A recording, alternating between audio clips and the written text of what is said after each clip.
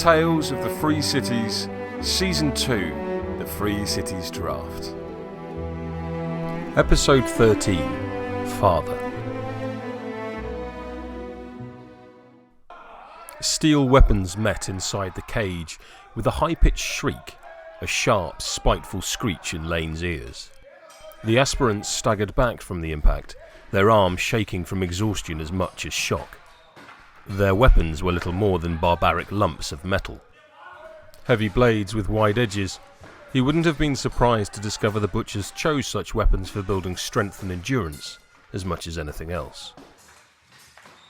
Layne felt a cold tickle across his neck and wondered if his ears were bleeding from the assault, or if it was just the wind. He didn't dare reach up to find out. Truthfully, he hadn't really cared which guild picked him in the draft, his own troubles making the event seem a trivial distraction. He'd never struggled to fit in anywhere before, and had assumed finding a place on a new team would be much the same.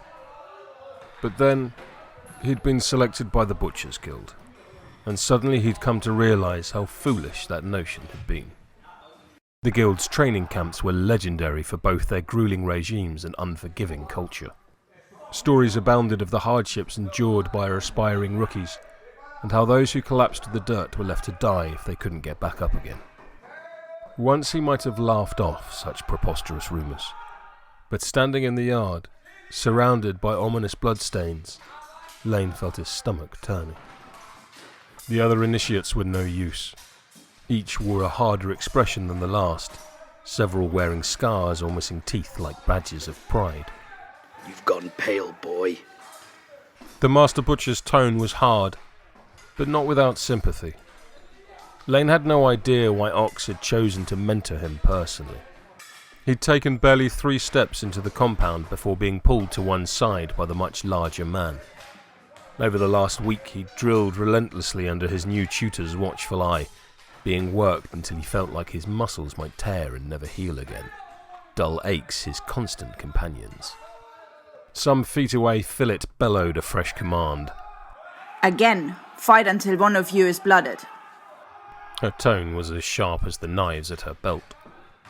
Wearily, the figures in the cage lowered themselves into fighting stances once more and began circling. Layne felt as nauseous as the smoke had ever made him. He flinched when the blades eventually struck. You'll need to grow a sterner stomach before long, boy. This is your life now. But I don't know I can survive out there. I'm no fighter. I'll meet death in the cages.